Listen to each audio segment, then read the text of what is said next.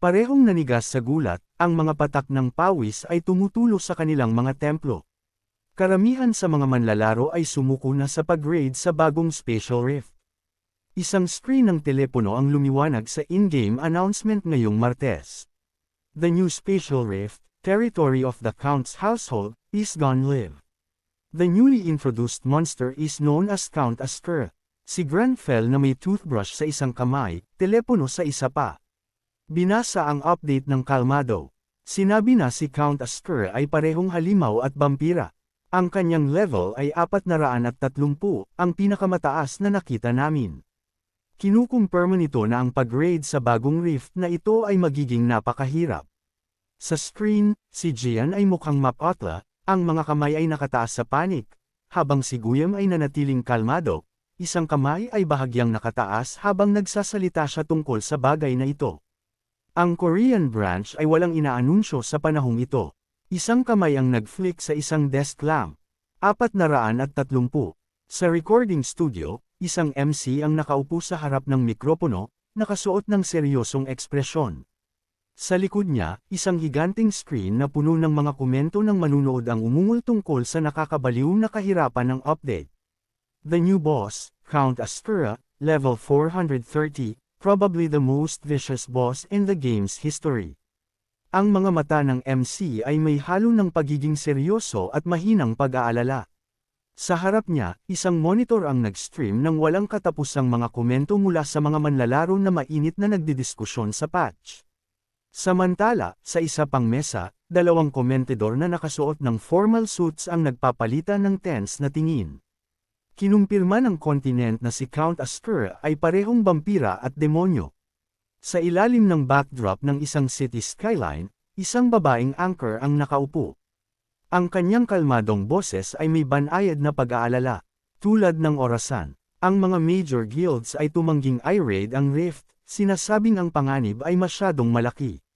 Ang asul na glow mula sa monitor ay nagpadilim sa mga anino sa ilalim ng mga mata ni Hoyes, na nagpakita ng kanyang pagod sa kanyang mukha. Isang kamay ang nakalagay sa kanyang noo. Tahimik siyang nakatingin sa newsfeed, ang kanyang ekspresyon ay humigpit sa ilalim ng malamig na ilaw ng computer screen. Ang mga demonyo ay mga kaaway na pinaka-nahihirapan ng mga manlalaro. Ang mas matagal na laban nila, ang mas malakas sila, at ang mga manlalaro ay kailangang harapin ang isang barrage ng mga abnormal status effect sa labanan. Kaya sinasabi ng mga tao na dapat ay 10 levels ka sa itaas nila para manalo. Isang aninong imahe ng Count ang lumitaw sa kanyang isip, dugo ay tumutulo mula sa kanyang mga labi. Kaya nga ang bastardong si Count Astura ang huling kalaban na gusto kong harapin. Quest log, Class Quest. Opening strike of the counter-offensive. The last demon hunter has been dispatched. At long last, the counterattack against the demons begins. Main objective, hunt the vampire. In progress. Kung hindi dahil sa class quest na ito, ang likod ng Count ay lumitaw sa harap niya. Ang pulang ilaw ay nag-aapoy sa kanyang mga mata. Inilagay ni Hoy ang kanyang ulo sa kanyang mga kamay. Damn you, Axen. At syempre, ang tanging pinangalan ng dragon ngayon ay si Astura. Kaya, sinasabi mo sa akin na kailangan ko siyang labanan. Ang mga kamay ay nakatikip sa kanyang mukha, ang kanyang mga kaisipan ay mabilis. Takot na takot ako. Ito ay pagpapakamatay. Paano mo talunin ang isang hindi matatalong kalaban?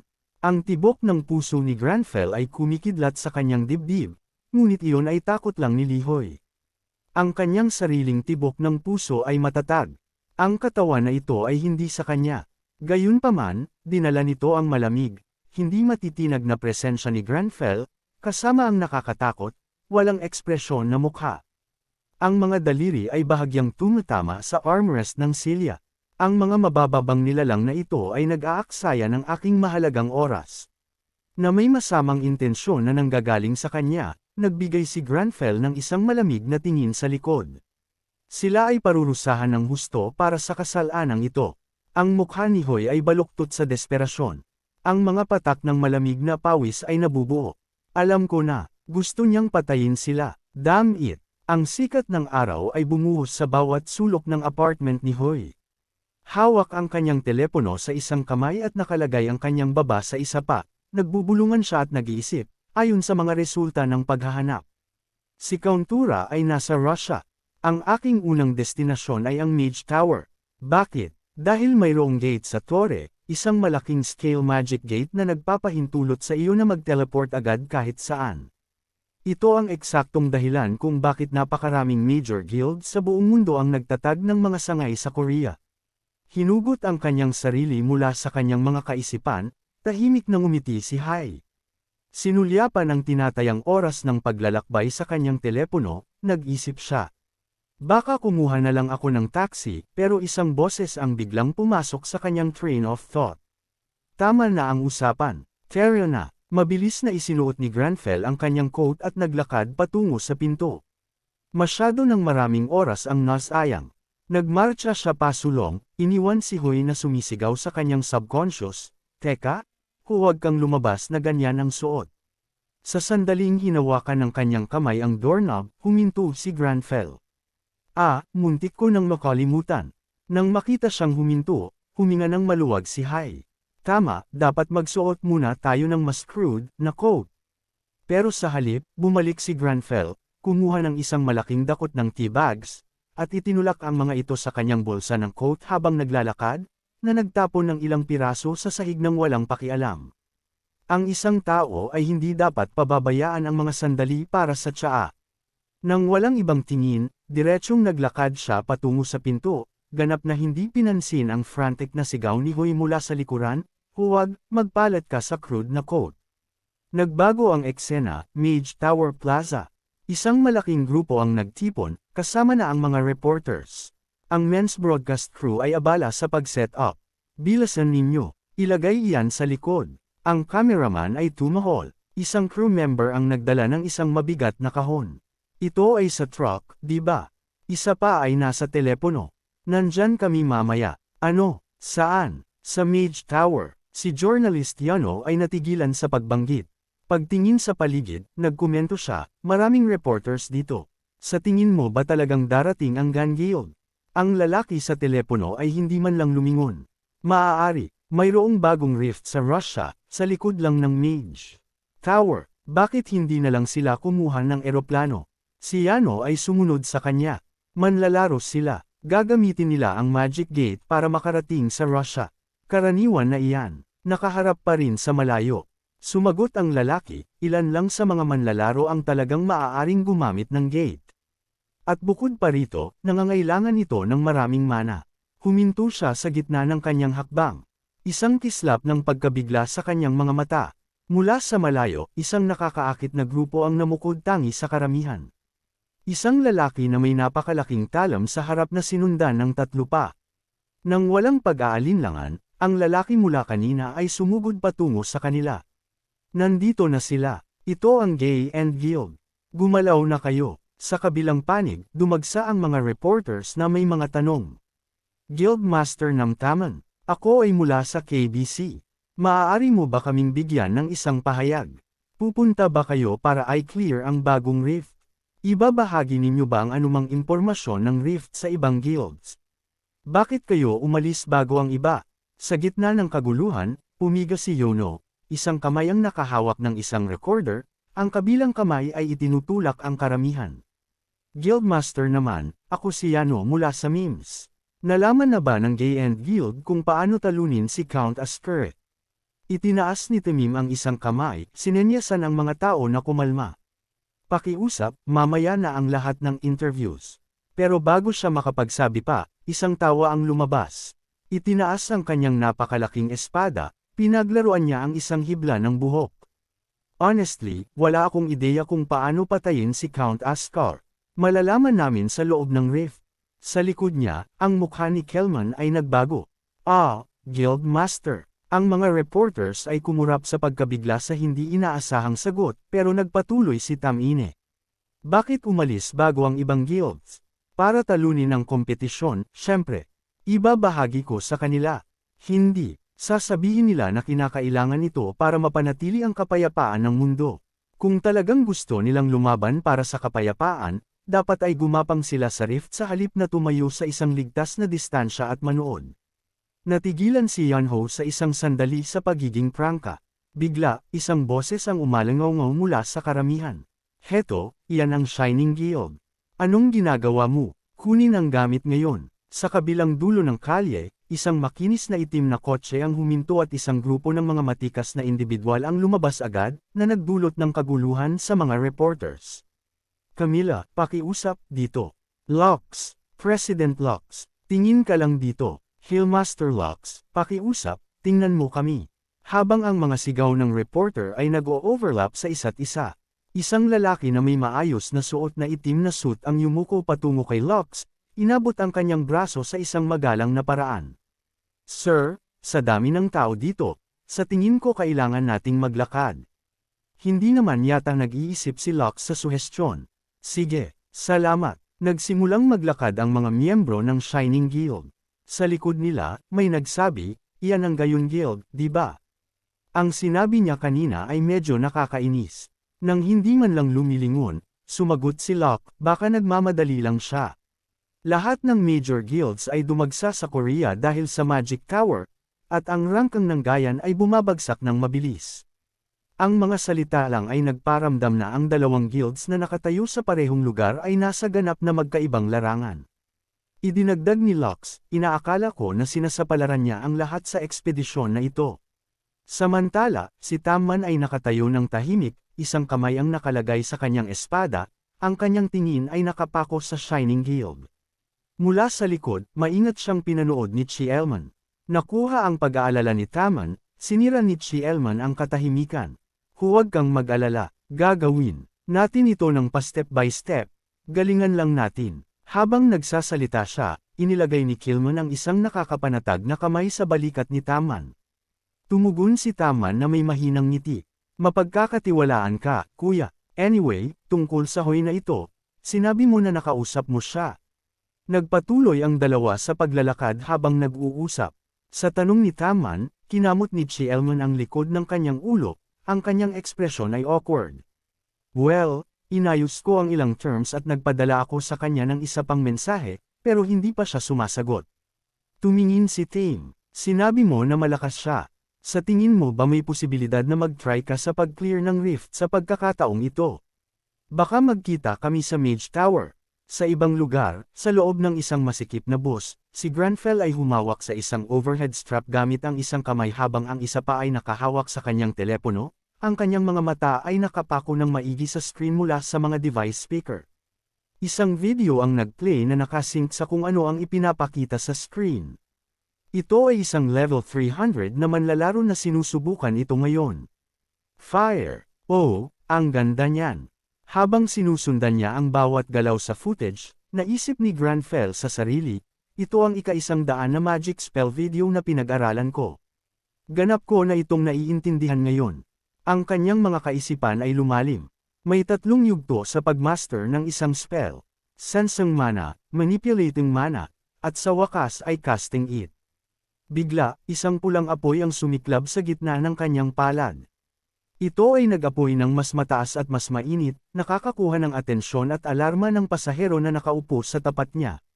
Sa isang sandali, isang kislap ng pagkabigla ang tumawid sa mukha ni Granfell. Nang marinig ang kaguluhan sa likod niya, ang driver ng bus, nang hindi inaalis ang kanyang mga kamay sa manibela, ay bahagyang tumungo at sumigaw, "Hoy, bata! Bawal gumamit ng skills sa bus. Delikado iyan." Sa sandaling iyon, lumitaw si Hyle, nagmamadali, hindi ko pa alam kung kaya ko na itong kontrolin ng buo. Paumanhin po, pakiusap, patawarin ninyo ako. Hindi pinansin ni Granfell ang frantic na pagbubulungan ni Hoy, isinara ang kanyang kamay upang patayin ang apoy, nag-iwan lang ng isang manipis na usok na umiikot sa hangin. Kaya kung kontrolin ang apoy na ito ng perpekto, sabi niya ng cool. Pero hihinto ako para sa kapayapaan ng isip ng ibang mga pasahero. Pinapanood ang dramatic na display, si Hoy ay nakabuntong hininga lang. Kailangan mo bang umarte na cool sa bawat pagkakataon? Nag-scroll si Granfell sa menu sa kanyang interface, tinatapik ang isang opsyon habang nag-iisip. Anyway, natutunan ko ang skill na ito sa pamamagitan lang ng panunood ng mga video. Medyo nag-aalala ako tungkol sa mga nakuha ko, pero magiging kapaki-pakinabang ang mga ito. Pagkatapos ay nanigas siya, isang kislap ng pagkabigla ang tumawid sa kanyang mga mata. Ang mga skills na nakalista sa screen ay hindi ang inaasahan niya. Wala siyang magic skills. Karaniwan, kapag natutunan ko ang isa, lumilitaw ito sa kanang bahagi ng status window. Tumayo siya roon nakatingin sa bagong updated na impormasyon. Sa sandaling iyon, ang bus ay huminto sa susunod na istasyon. Tumingin siya sa labas. Anong mga bug? Pagkatapos ng ilang sandali, nakatayo siya sa paanan ng Mage Tower, isang kamay ang nagpapahid ng kanyang buhok habang tumitingin siya sa itaas. Sa loob, sinalubong ni Granfell ang tanawin sa harap niya, iniisip sa sarili, kaya, ito ang Mage Tower. Ang loob ay ganap na kakaiba sa labas ng mundo. Sa kaisipang iyon, itinilt niya ang kanyang ulo pabalik, tumitingin sa napakalaking gate sa unahan. Mula sa loob nito ay pumipintig ang isang umiikot, di makamundo na asol na glow. Iyan ang portal, naisip niya. Bigla, may isang bagay tungkol dito ang nakakuha ng kanyang atensyon. At ang kanyang mga mata ay nanlaki sa pagkabigla. Ano itong pakiramdam na ito? Mahina ito, pero parang kaya ko talagang i-cast ang special gate magic na ito sa sarili ko. Sa totoo lang, mas madali pa ito kaysa sa fire spell na sinubukan ko kanina.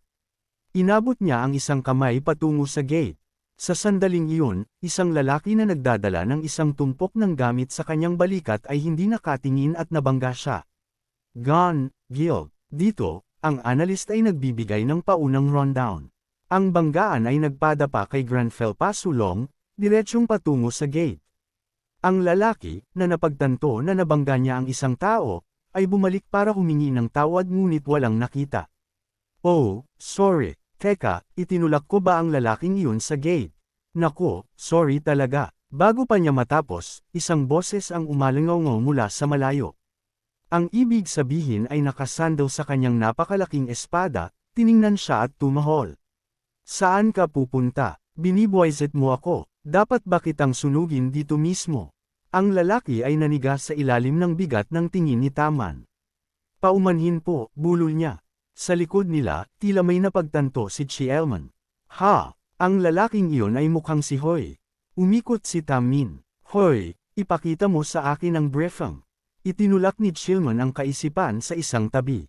Sige, tulad ng alam mo, ang bagong rift ay nasa Russia. Habang nagpapaliwanag, tinapik niya ang isang remote at 3 concentric circles ang lumitaw sa screen. Ito ang hitsura ng rift. Ang outer ring ay ang outskirts rift. May daan-daang entrances doon. Ang middle ring ay ang Baron's Territory Rift, mga 30 entrances sa kabuuan. Ginesture niya patungo sa pinakaloob na singsing. Ang pinakaloob ay ang Castle Rift. Diyan si Count Askura. Ito ay isang teorya lang batay sa mga nakaraang formation ng rift. Ngunit kung ang rift na ito ay ganap na lalabas, may malaking posibilidad na ang kastilyo ng counter ay literal na lalabas sa totoong mundo. Ang silid ay naging tahimik.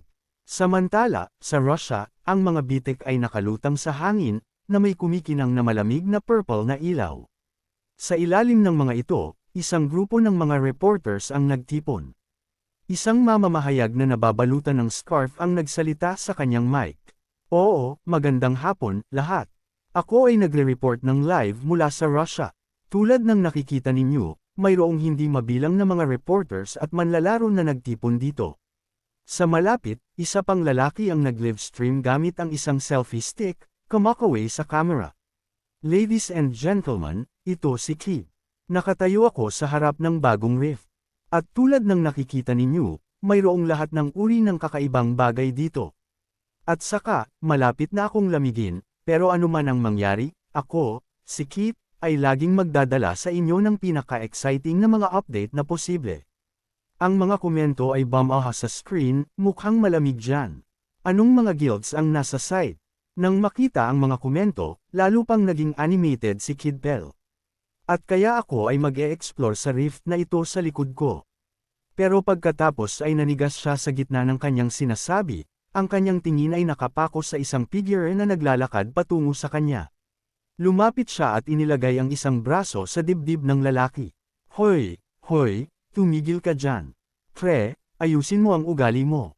Hindi man lang siya sinulyapan ni Granfell. Nagpatuloy ang lalaki, itinaas ang kanyang boses. Ako ang unang nakakita sa rift na ito.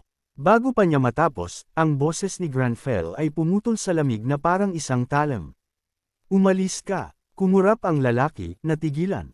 Ang mga mata ni Granfell ay nakakandado sa kanya, ang kanyang tingin ay nagpapalabas ng intensyon na pumatay, bawat lamig na hininga ay umiikot sa yelo na hangin. Wala akong pasensya para sa iyo. Ang maingay na lalaki na sumisigaw kanina ay nanigas, nag-iisip, sorry, pero ang lamig. Hinalikan siya ni Granfell nang walang ibang salita. Lumalapit sa rift, ang purple na glow ay bumalot sa kanyang mukha habang huminto siya upang pag-aralan ito, isang system window ang lumitaw.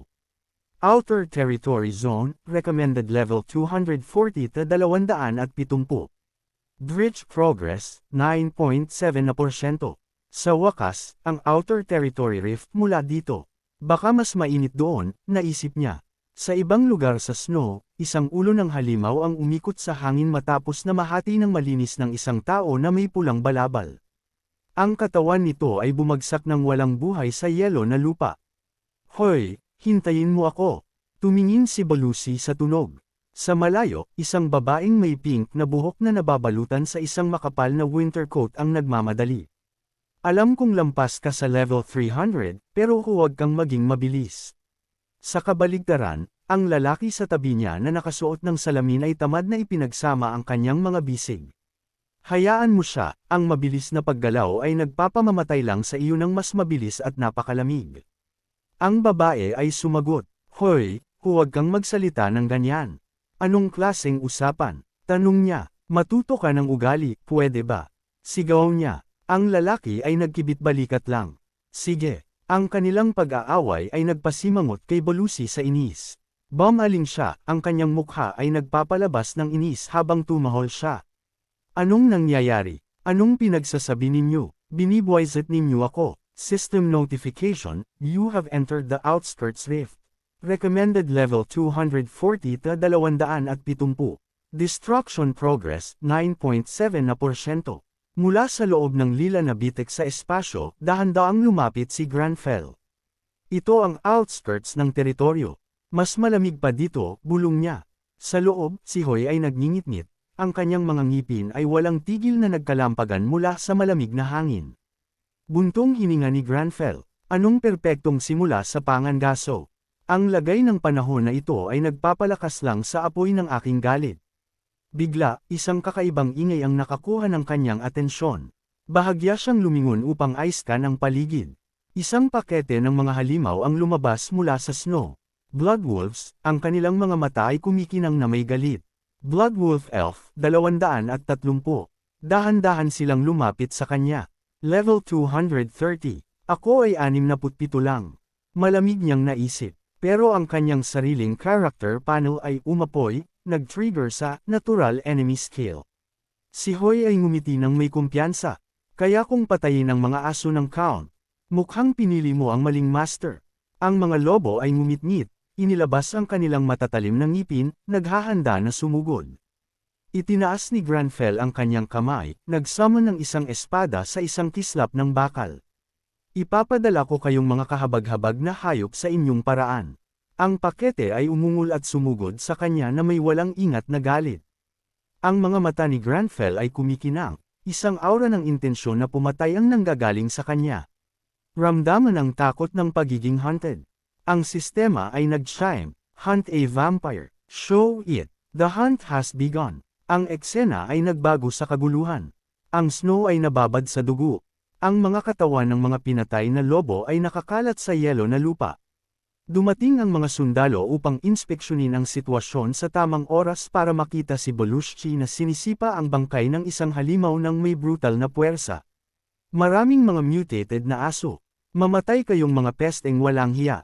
Mamatay. Isang matalinong aso ay alam kung kailan hindi dapat kumagat. Naririnig mo ako. Bakit ang dami nila? Ang lahat sa malapit ay umurong sa marahas na pagpapakita ni Belushi. Wow! Wow! Pangulo, kalma lang. Ganyan siya palagi, bulong ng isang tao ng nerbiyos. Matapos hamupa ang pagpatay, si Belushi ay humihingal pa rin, nakatingin sa mga tumpok ng patay na mga hayop. Ang crew ni Belushi ay nabigo. Nakapatay kami ng 12 dosenang at dumarating pa rin sila. Ilan na lang ang natitira. Isang subordinate niya ang bumantong hininga. Kinuyam ni Belushi ang kanyang kambal na talem. May mali, ang mga halimaw na ito ay hindi nagpapanik. Parang hindi nila alam kung ano ang takot. Isang lalaki niya ang tumingin. Anong pinapanto mo? Ang isa pa ay nagpiklang ng kanyang ilong ng walang interes. Huwag mo itong gawing malaking deal. Belushi. Ang ekspresyon ni Belushi ay humigpit. Hindi, sinasabi ko sa inyo na masama ito. Narinig mo na ba silang sumigaw o kahit na sinulyapan man lang ang kanilang mga sugat habang nangangaso tayo? Sa sinabing iyon, ang mga mukha ng kanyang team ay nagbago sa pagkalito at isang pahiwatig ng hindi pagkadali. Ngayon na binanggit mo iyan, pagkatapos ay isang kakaibang tunog ang umalangaw mula sa likuran ni Belushi. Ito ay isang pongol, ngunit hindi ang karaniwang uri. Ang isang ito ay tunog ng takot. Ang hindi pamilyar na tono ay nagpa-unsettle sa grupo. Kapag nangangaso kami, hindi man lang sila nag-iingay. Kaya, anong nangyayari ngayon? Ang boses ni Belushi ay tumaas sa galit. Tara na, malalaman natin sa lalong madaling panahon. Nang walang paghihintay, sumugod siya. Ang kanyang mga subordinate ay nagmamadali na sumunod. Teka, lahat, gumalaw kayo. Kinuha ni Granfell ang isang busog, iniunat ang tali na parang naghahanda na magpapana. Nararamdaman ko ang mana sa dulo ng panang ito, bulong niya. Isang mahinang glow ang nagsimulang lumabas mula sa sandata. Ito ay hindi isang magandang pana, gayunpaman ay malinaw kung maoobserbahan ang mana na umiikot sa dulo nito. Pagkatapos ay ang kanyang mga mata ay nag-aapoy na may hindi matitinag na determinasyon. Unleash. Sa isang bingi na pag-iyak, isang apoy ang lumipad, umuungol na parang isang kanyan, nagpaputok ng isang napakalaking shell patungo sa mga halimaw. Ang pagsabog ay tumama at ang impyerno na sumunod ay sinunog silang lahat. Si Granfell ay mukhang handa na mag-notch ng isa pang pana. Mula sa malayo, si Belushi ay sumilip mula sa likod ng isang puno, natigilan. Ang kanyang mga subordinate, humihingal sa paghabol, ay natamba sa likod niya. Hintayin mo kami. Ang mga pupil ni Belushi ay kumitid, isang panginginig ng takot sa kanyang boses. Ano iyan? At nandoon siya, si Granfell, nakaupo sa itaas ng isang bato, kalmadong humihigop ng tsaa, ang kanyang ekspresyon ay hindi nababasa. Isang lalaki ni Belushi ang tumingin. Isang nagliliyab na pana. Isang fireball spell ba iyon? Ang panga ni Belushi ay humigpit.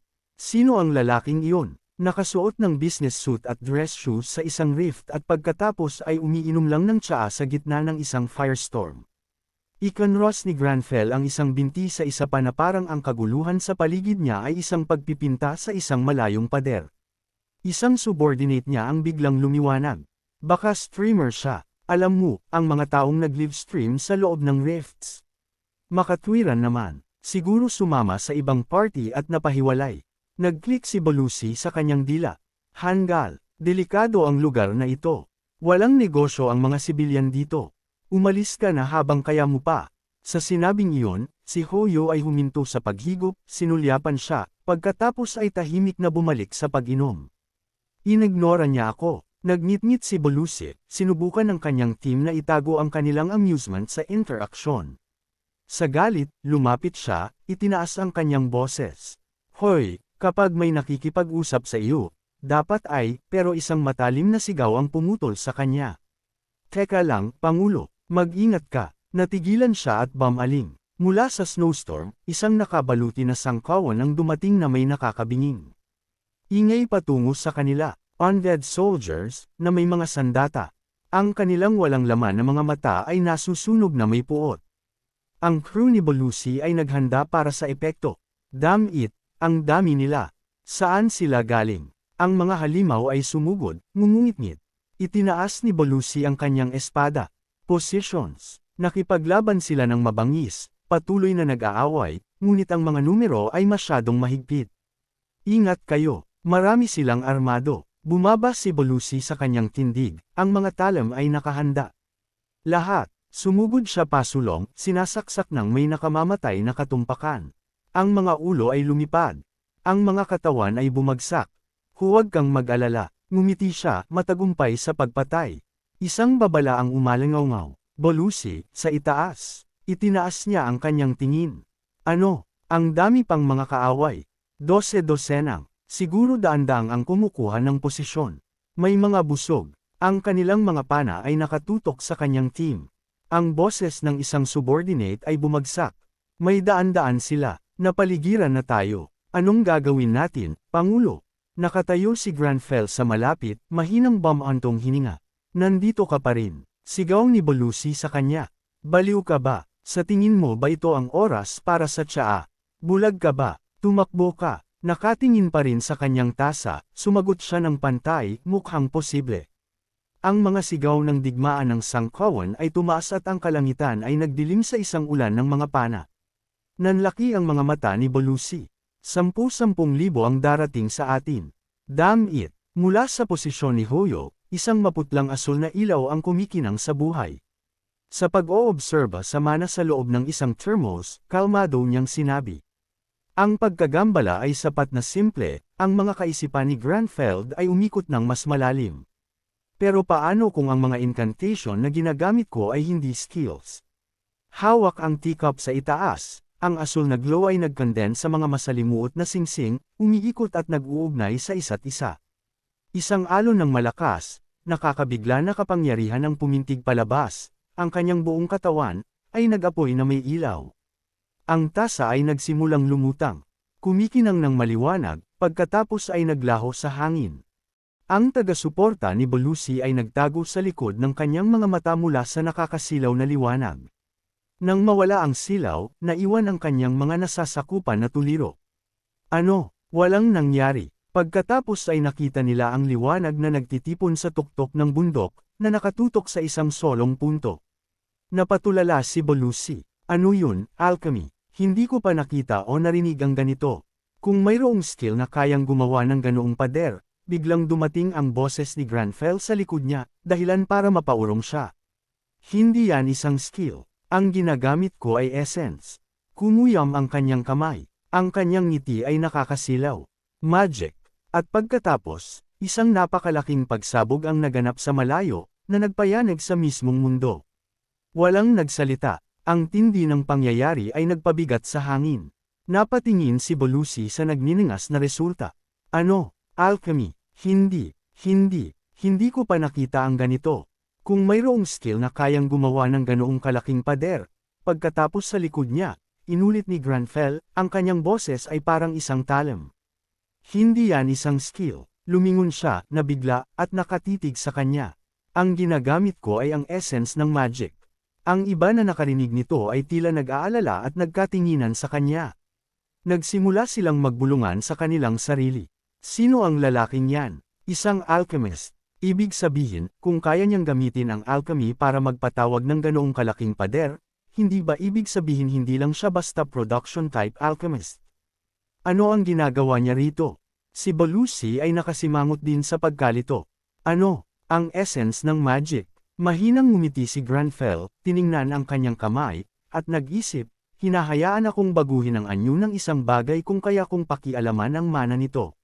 Sa totoo lang, mas pakiramdam ko ay alchemy ito kaysa magic. Sa sandaling iyon, ang grupo ng mga manlalaban ay tumutok sa napakalaking pader na bato na nanginginig sa harap nila. Nanlaki ang mga mata ni Tamman sa alarma habang lumingon siya upang tingnan ang kanilang paligid. Ang tanawin ng sumasaldang na mga undead ay nagpabago sa kulay ng kanyang mukha. Nilalapitan nila tayo, may mga kaaway sa gilid. Sigaw niya, halatang may takot ang boses. Ang buong grupo ay biglang nagkagulo. Tinaas ni Granfell ang kanyang ulo sa ingay. Siguro dapat ay ipagpatuloy ko ang pag-inom ng aking tsaa, kalmado niyang sinabi. Tinitigan lang siya ni Belushi, walang masabi.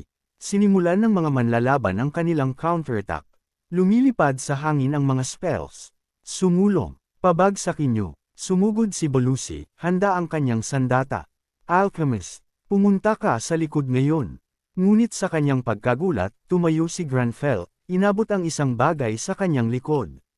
Nanlaki ang kanyang mga mata sa hindi paniniwala nang lumitaw ang isang kumikinang na asul na pana sa kanyang kamay. Naninangkit ang kanyang mga mata, nakatuon sa kaaway sa harap. Bao, naisip niya. Samantala, isang manlalaban ang naghila ng isang sugatang kasama patungo sa likuran. Ang mga undead ay nagsisiksikan, at isang undead ang nagtaas ng kanyang talam. May tumulong. May healer ba? Malubha ang kanyang sugat, desperadong sigaw ng manlalaban. Pagkatapos, mula sa likod, isang flash of light ang dumaloy. Ang manlalaban ay lumingon ng eksaktong oras para makita ang talam ng undead na malapit ng bumagsak. I can't dodge, naisip ng manlalaban na may brown na buhok. Sa sandaling iyon, isang pana ang bumulusok sa hangin, tumagos sa katawan ng undead. Sumabog ito sa hangin, nagkalat bago pa man makababa ang isang palo. Natigilan ang manlalaban sa gulat, nanlalaki ang mga mata habang tumalsik ang dugo sa kanyang mukha. Isang pana, kailan pa nagkaroon ng ganoong marksman ang aming guild? Sa kabilang banda, si Belushi ay parehong natigilan. Dahan-dahan siyang nag-exhale, nakatitig kay Granfell habang binababa niya ang kanyang busog. Teka, siya ay isang archer. Kung gayon, ano ang pader na iyon kanina? Bago pa man niya ito maisip, itinaas niya ang busog muli, naglabas ng isang nagliliyab na pana. Ang projectile ay bumulusok pasulong, tumagos sa isa pang undead bago ito sumabog sa apoy. Flame ng arrow, nahulog ang panga ni Belushi, tumulo ang pawis sa kanyang sentido. Magic, din. Hindi. Archery, alchemy, at magic. Nakatingin lang siya habang kalmadong inaabot ni Granfell ang isa pang pana. Anong klaseng monster ang lalaking ito? Hindi nagtagal, natapos ng mga manlalaban ang huling undead. Puno ng sigawan at bulungan ng kaluwagan ng hangin. Lumapit ang isa sa mga nasasakupan ni Belushi. Leader, sinek ko na ang lugar. Wala ng mga kaaway. Lumingon si Belushi, pinunasan ang kanyang bibig gamit ang kanyang manggas. Good work. Pinag-aralan niya si Granfell habang nagmamanipula siya ng isang uri ng system interface. Sa kanyang isip, nagmura siya. Damn it! Ang lalaking ito ay nakakainis. Mag-isa sa isang rift, bihis ng ganyan, at hindi man lang siya nag-abala na sagutin ang aking mga tanong. At hindi man lang siya hingal. Gayunpaman, kahit na inis siya, kailangan niyang aminin, bagaman nag-aatubili, kung wala siya, baka patay na kaming lahat ngayon. Nagtataka ako kung siya ay isang player. Hindi pa ako nakakakilala ng tulad niya. Siya ay medyo handsome, kaya siguro dapat ko siyang pasalamatan. Hindi, binaliwala niya ako kanina. Hindi ko gagawin. Ang kanyang mga iniisip ay naputol nang lumingon siya at nakita niya siya. Namula kaagad ang mukha ni Belushi. Ibinagsak niya ang kanyang ulo. Ano, bakit siya nakatingin sa akin? Damn it, masyado ba akong matagal na nakatitig? Hindi naman sa gusto ko siya o ano. Kinagat niya ang kanyang daliri ng may kaba, tumulo ang pawis sa kanyang noo. Bakit siya pa rin nakatingin? Gusto ba niyang uminom ng tsaa kasama ko o ano? Well, kung gusto niya talaga, baka pwede akong magkaroon ng kaunti. Biglang, lumakas ang kanyang boses. Hoy, ikaw! Natigilan si Belushi, nauutol habang lumingon siya pabalik sa kanya. Ah, oo. Itinaas ni Granfell ang kanyang thermos ng may ganap na malamig na ekspresyon. Kahit natingnan mo ako ng ganyan, hindi ko ibabahagi ang aking tsaa sa iyo. Ang kanyang pamumula ay agad na naging Simon Gott, ang kahihiyan ay naging galit. Scene transition sa labas ng rift. Isang camera drone ang lumipad sa itaas, nag-scan sa walang katapusang mga patag na nyebe. Lumapit ito sa lokasyon ng rift. Isang lalaking reporter, na mukhang tuwang-tuwa, ang nakatayo sa harap ng camera. Oo, ito ang Arcane Daily News. Nag-uulat ako ng live mula sa harap ng rift sa Russia. Sa loob ng isang mainit na tolda, ang director ng Arcane News ay nakaupo sa harap ng isang monitor, nag-exhale ng puting usok sa malamig na hangin, nakikinig ng mabuti habang patuloy na nagsasalita ang anchor. Ang buong mundo ay nanunood sa update na ito. Dinala sa atin ang pinakamataas na antas na boss na nakita natin. Isang babaeng anchor ang sumali, ang rift na ito ay tinatawag na outskirts territory. Tama, tumango ang lalaking reporter. Tama yan. Ito ang pinakaunang rift sa 3 rift na ipinakilala sa update.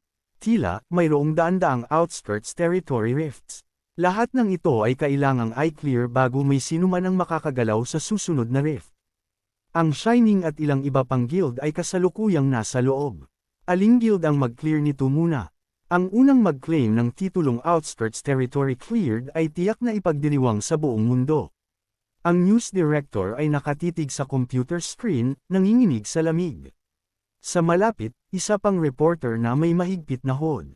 Isang mug sa kamay ang nag-unzip ng takip ng tolda. Director, gusto mo ng kape? Ang director ay lumingon, pinapapasok siya sa loob. You're here getting quick. Hindi pwede. Huwag mong hayaang pumasok ang niebe. Ang hooded reporter ay naningkit ang mata sa madilim na liwanag. Man, it's so dark in here. What are you locks or something? Ang director ay walang emosyong sumagot. Iwanan mo ako. Gusto ko ng ganito. Isang pamumula ang gumapang sa mukha ng director habang binabago niya ang usapan. Kumusta ang riff? May bago bang footage? Nagkibit balikat ang hooded reporter. Lahat ay nagsisiksikan pa rin sa paligid ng Central Zone. Ang Shining ang gumagalaw ng pinakamabilis sa ngayon. Ang director ay sumipsip sa kanyang tasa, nagdududa. Talaga, kung gayon, pumili ng isang posisyon malapit sa Shining at maging handa na interviewin sila sa sandaling lumabas sila. Ngumiti ang hooded reporter ng may kalabuan. Sure thing, ngunit baka abutin sila ng habang buhay bago nila ito mapabagsak. May nakuha ba ang drone? Pagkatapos ay nanlaki ang kanyang mga mata. Natigilan siya, nakatitig sa live feed. Sa broadcast, ang lalaking anchor ay nagsasalita pa rin.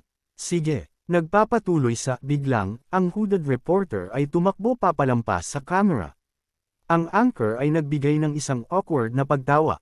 Paumanhin, isa sa aming mga crew ay tumakbo lang papalampas. Siguro kailangan talaga niyang pumunta sa banyo. Ang director ay biglang lumabas ng tolda, itinuro ang kanyang daliri sa kanya, sumisigaw, na clear na. Ang outskirts territory ay na-clear na. Sundan mo siya, isang rift na kumikinang na asul. Patunay na na-clear ito, ang nag-flash sa screen. Ang lalaking anchor ay kumurap. Sino? Ang director ay sumigaw pabalik. Hindi ko alam, sobrang daming puno. Hindi makuha ng drone ang isang malinaw na shot. Tumakbo ka lang. Gumalaw ka, sigaw niya. Ang hooded reporter ay tumakbo, nag-scan sa lugar. Pagkatapos ay may nahadjep ang kanyang mata. Nagsalita siya ng may pagmamadali sa kanyang comms. Director, ang boses ng director ay dumating. Nagmamadali, nandito ako. Ano yan? Nakikita mo ba yan? May nakikita ka ba sa rift? Tama. Aling guild? Shining. Ang hooded reporter ay nagatubili. Hindi, Berserker. Ang director ay hindi makapaniwala. Ano? Ang Berserker Guild. Rank 32. Leon dito. Nagpapadala ako ng footage ngayon. Ang boses ng director ay tumaas. Berserker ang nag-clear muna. Sila ang pumasok sa outskirts territory, ngunit ang Shining ay nasa gitna pa rin. Paano sila mukhang ayos na ayos? Ang boses ng hooded reporter ay biglang tumaas. Teka, siya ay Koreano. Ang director ay parehong nagulat. Ano? Ang Berserker ay isang European guild.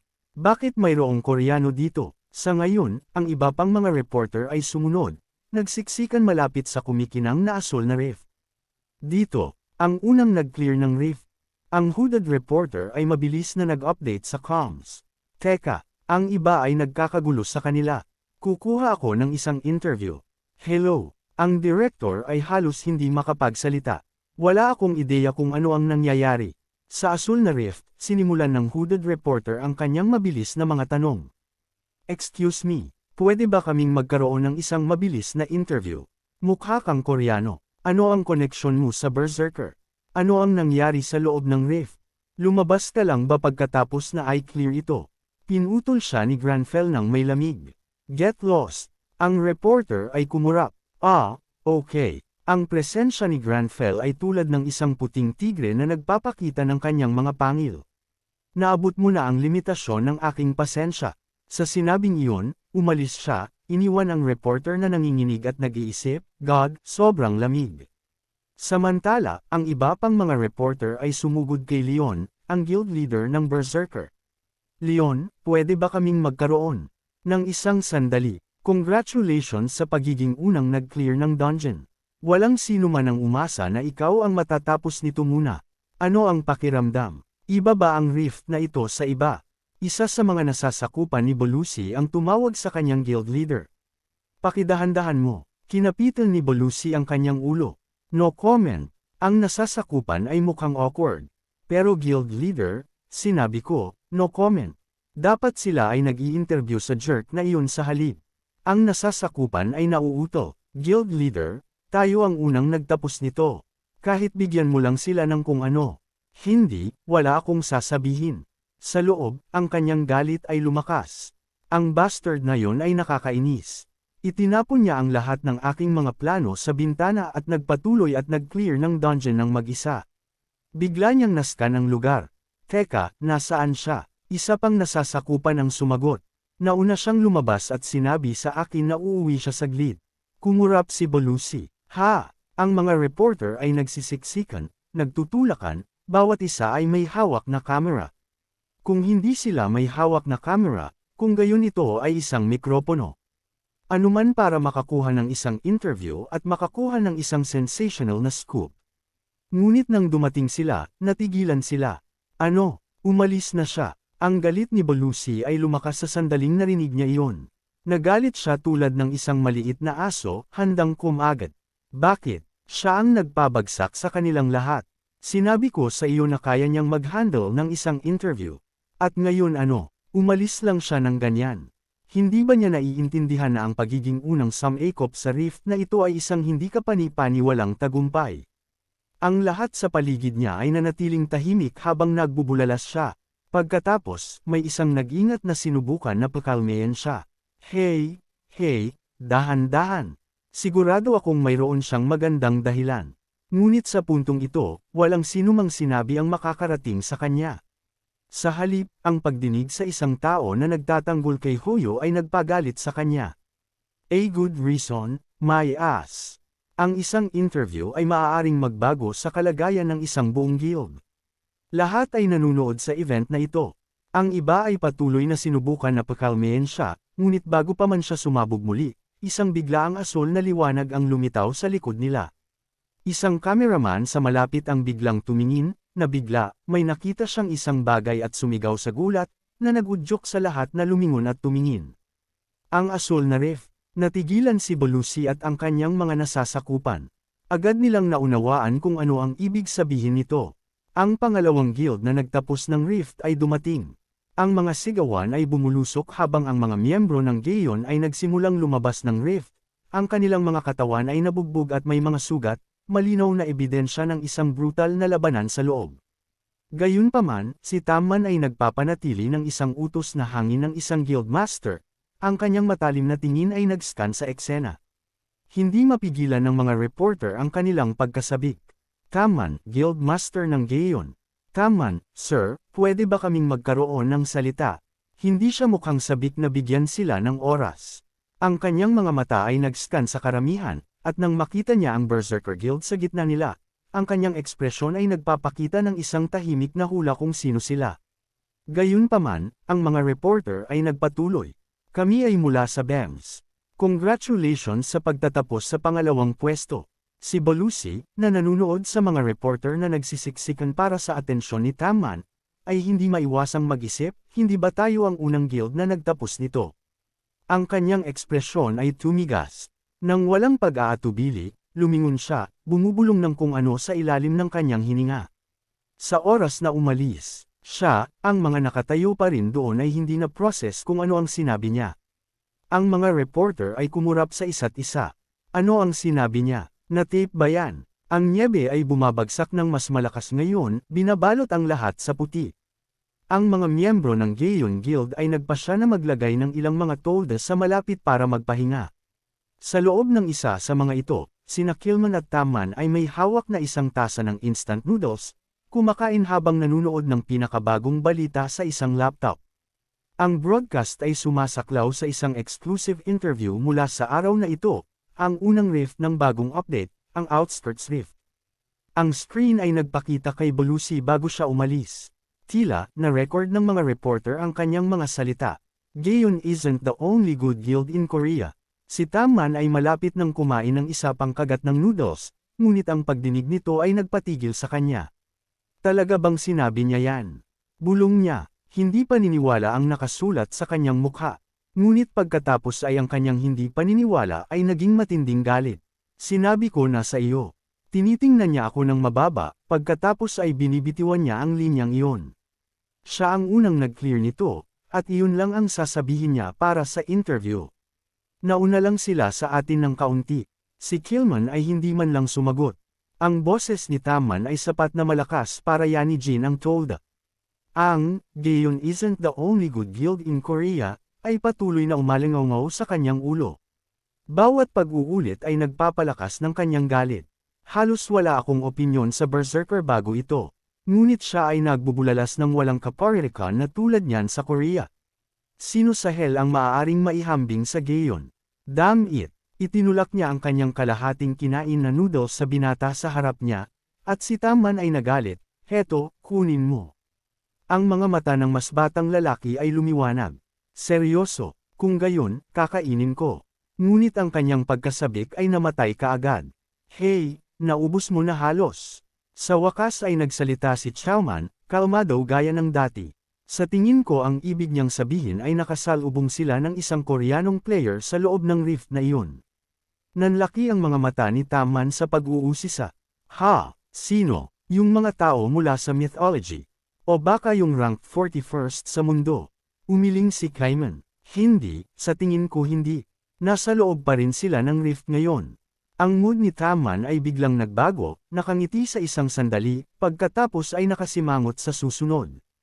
Kung gayon, sino sa hell ang nasa loob? Samandal si Chielman ng may pag-iisip.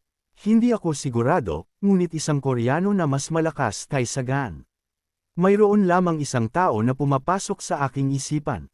Mayroon na siyang magandang ideya kung sino ito, ngunit hindi niya sasabihin kay Tamman.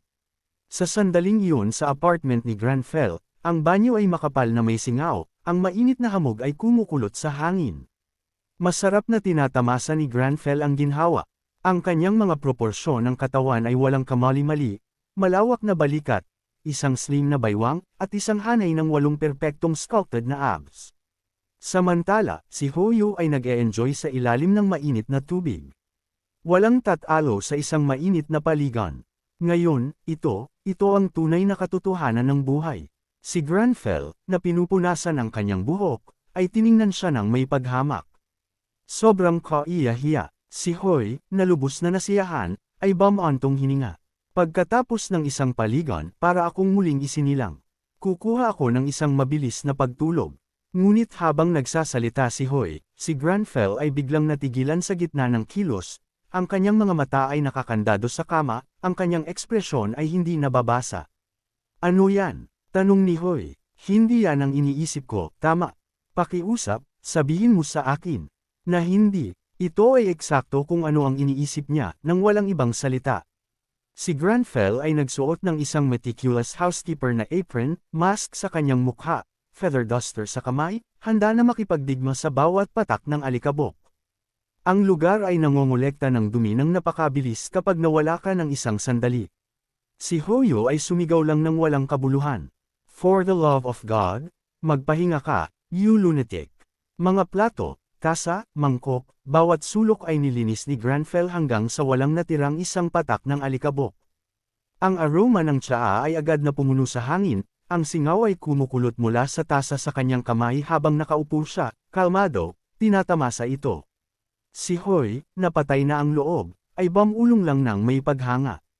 Nag-cook pa siya ng isang buong course meal. Ang lalaki ay hindi kapanipaniwala. Iniwan si Granfell sa kanyang compulsive cleaning, hinayla ni Hoyo ang kanyang system panel. Anyway, siguro hindi na ako pagod.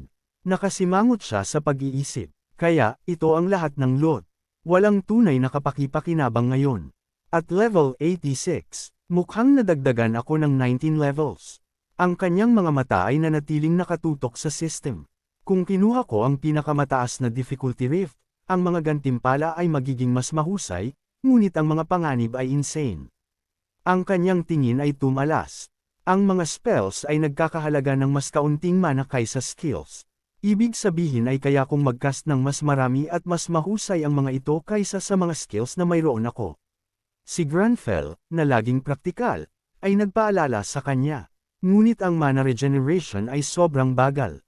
Kinuskos ni Hoy ang kanyang baba, ang kanyang ekspresyon ay nahahati. Yeah, well, ganyan talaga. Wala tayong gear o mga accessories na nagpapalakas ng mana, at ang mga Demon Hunter, isa sa mga pinakamatipid na klase doon. Walang mana recovery skills man lang. Kung wala ang grupong iyon, magiging mas malala ang mga bagay. Ang nagniningas na mukha ni Belushi ay nag-flash sa kanyang isipan. Siya ay parang isang maliit na aso na kumakagat. Ang mabagsik na batang babae na iyon. Dapat ko silang pasalamatan kung malaman ko man kung sino sila. Biglang sinabi ni Granfell, ito ay dahil sa kulang tayo. Ang mga salita ay nagpatigil kay Hoyal. Isang butil ng malamig na pawis ang tumulo sa kanyang sentido habang tinitingnan niya si Granfell. Si Hoy ay hindi ang uri na magpakumbaba. Kung mayroong isang nag-aalipusta sa kanya, patutunayan niya sila na mali. At kung mayroong isang nag-overestimate sa kanya, matutugunan niya ang kanilang mga inaasahan. Bakit bigla kong naalala ang lahat ng mga katangian na minsang isinulat ko tungkol sa kanya? Pagkatapos ay nagsalita si Granfell.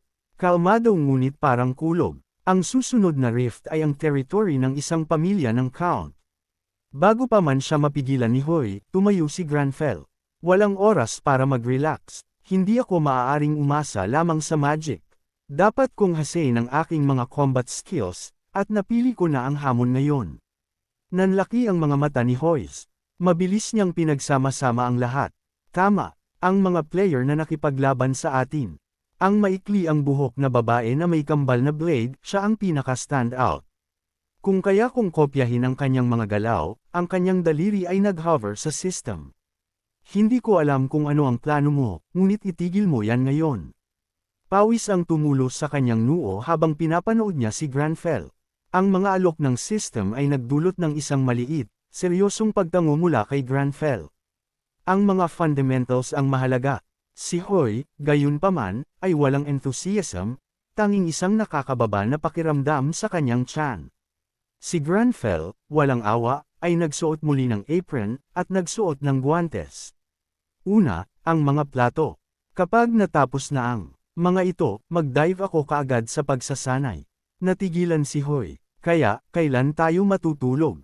Hindi pa niya nararamdaman kailanman na ang pagtulog ay mas mahalaga kaysa ginto. Ang buong buwan ay nagpaliwanag sa buong kalangitan. Huli na, ngunit ilang mga bintana sa mga nakapaligid na apartment complexes ay kumikinang pa rin sa liwanag. Ang mga kalsada ay ganap na walang tao. Maliban sa kanyang pag-jogging, walang kaluluwa na makikita. Mayroong Bluetooth earbuds sa, patuloy siyang tumatakbo. Ang boses ng late-night radio host ay dumating. Kahit na medyo huli na, marami pa rin tayong mga tagapakinig na nag-tune in. Kaya, kumusta ang araw mo? Siya ay basang-basa sa pawis, ngunit hindi siya tumigil. Gayunpaman, sa sandaling ito, mayroon lamang isang kahilingan si Hoy, matulog. Please hayaan mo lang akong matulog. Sumigaw siya sa kawalan ng pag-asa. Bago pa man niya matapos ang pag-iisip, isang breaking news alert ang pumasok. Si Granfell ay tumigil sa kanyang mga yapak. Mula sa bulletin board, nag-ulat ang announcer, kasalukuyan, 75% ng mga outskirts ng territory ng Count ay nasakop na. Sa lalong madaling panahon, ang territory ng Count mismo ay magbubukas para sa isang pagsalakay. Dalawang broadcaster ang nagpatuloy sa diskusyon. Ayon sa pinakabagong mga ulat, ang destruction rate ng territory ng Count ay biglang tumalon sa 60%. At hindi pa ito bumukas. Sa bilis na ito, ang buong territory ay maaaring bumagsak. Ang mga eksperto ay nagpapahayag ng mga seryosong alalahanin sa development na ito. Sa isang lugar, isang binata na may pulang cap, phone sa kamay, ay mukhang labis na nagulat sa balita. Ang mga miyembro ng Gillion Guild ay may parehong mga nagulat na ekspresyon. Si Tamman, na naghuhush pa rin ng kanyang mga ngipin, ay kailangang tumakbo palabas para makinig. Nagngingit-ngit ang kanyang mga ngipin sa pagkasira, idore niya, ito ay absurd. Paano ang destruction rate ay tumalon sa 60% sa isang araw lang? Imposible yan. Si Hellman ay nagangat ng kanyang mga salamin, nagsasalita ng may alarma. Kung mas maikli ang time limit para sa pagsakop, mas nagiging malakas ang mga monsters sa loob. Hindi ito naisip ni Tamine. Ngunit bakit bigla? Ibig sabihin ba nito na ang mga monsters sa loob ay naging mas malakas? Hindi sigurado si Killman. Hindi ako makakapagsabi ng tiyak. Kailangan kong suriin ang sitwasyon. Sa Arcana Daily Camp, ang mga reporter ay sumugod palabas sa lamig, tumatakbo at tumatawag sa mga source. Ang news director ay binagsak ang lamesa sa pagkasira. Kailangang mayroong dahilan. Ang mga monsters ay hindi maaaring biglang lumakas ng ganito. Ang mga reporter bagaman natatakot ay sumagot pa rin. Pwede mong sabihin yan. Ngunit paano namin malalaman? Kahit na ang mga analyst mula sa pinakamataas na mga guild ay hindi makasagot. Pinilit niyang pakalmehin ang kanyang sarili. Ang director ay nagsalita sa kanila muli. Sa pagkakataong ito ay mas kalmado. Dapat nating hanapin ang sanhi. Ito ay hindi lamang tungkol sa trabaho o sa kumpanya. Kung bumagsak ang rift na iyon, tapos na tayong lahat. Kung mas iniisip niya ito, mas natatakot siya. Hindi niya man lang gustong isipin ang mga kahihinatnan. Kung ang mga monsters ay bumuhos palabas ng rift, ang bawat sibilyan at player sa lugar ay mamamatay. Ang pag-iisip lang sa mga monsters na sumisira at nagpapapatay sa lahat ay nagpalamig ng kanyang dugo. Ang pagtingin sa patuloy na daloy ng mga update sa kanyang phone, si Granfell ay tumayo ng tahimik, ang kanyang kamay ay kumuyam sa isang kamao. Unprecedented. Siyempre, walang nakakaalam ng sanhi dahil ang impormasyon nito ay matatagpuan lamang sa Axan. Ang pag-iisip lang sa sinumpaang lugar na iyon ay nagpatigas sa kanyang ekspresyon. Kailangan kong magmadali. Ang mga vampires ay mga nilalang na maaaring ibahagi ang kanilang kapangyarihan sa pamamagitan ng dugo. Si Count Asper ay nagbigay ng kanyang kapangyarihan sa mga monster sa outskirts ng kanyang territory. Kapag namatay sila, ang kapangyarihan na iyon ay bumabalik sa tunay na may-ari nito. Si Hoy ay nakasimangot sa malalim na pag-iisip. Kaya, dapat na ibinahagi ng Count ang kanyang kapangyarihan sa mga monster sa loob ng kanyang territory. Si Granfell, na nagbubukas na ng pinto, ay dumating sa parehong conclusion. Like, comment, share, and subscribe naman dyan mga itudo. Maraming salamat po.